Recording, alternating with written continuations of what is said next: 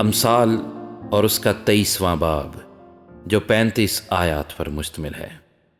جب تو حاکم کے ساتھ کھانے بیٹھے تو خوب غور کر کہ تیرے سامنے کون ہے۔ اگر تو کھاؤ ہے تو اپنے گلے پر چھری رکھ دے، اس کے مزیدار کھانوں کی تمنا نہ کر، کیونکہ وہ دغابازی کا کھانا ہے۔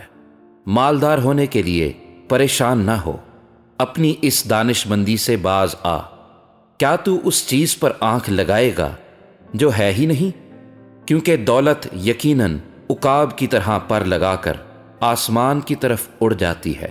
تو تنگ چشم کی روٹی نہ کھا اور اس کے مزیدار کھانوں کی تمنا نہ کر، کیونکہ جیسے اس کے دل کے اندیشے ہیں وہ ویسا ہی ہے۔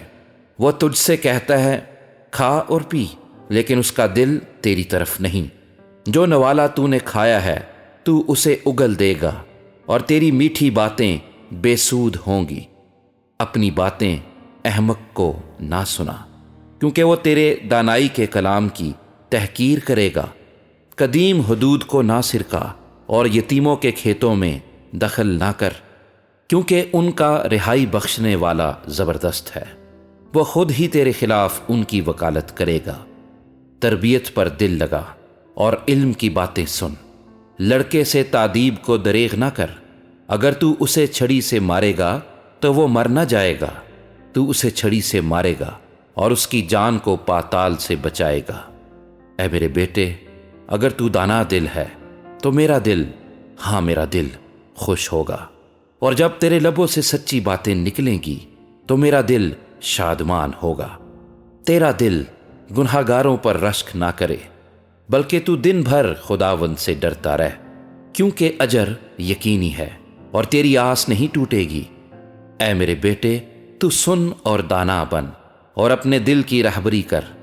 تو شرابیوں میں شامل نہ ہو اور نہ حریص کبابیوں میں، کیونکہ شرابی اور کھاؤ کنگال ہو جائیں گے اور نیند ان کو چتھڑے پہنائے گی۔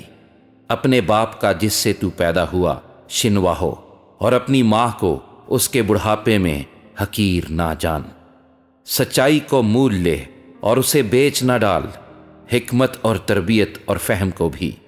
صادق کا باپ نہایت خوش ہوگا، اور دانش مند کا باپ اس سے شادمانی کرے گا۔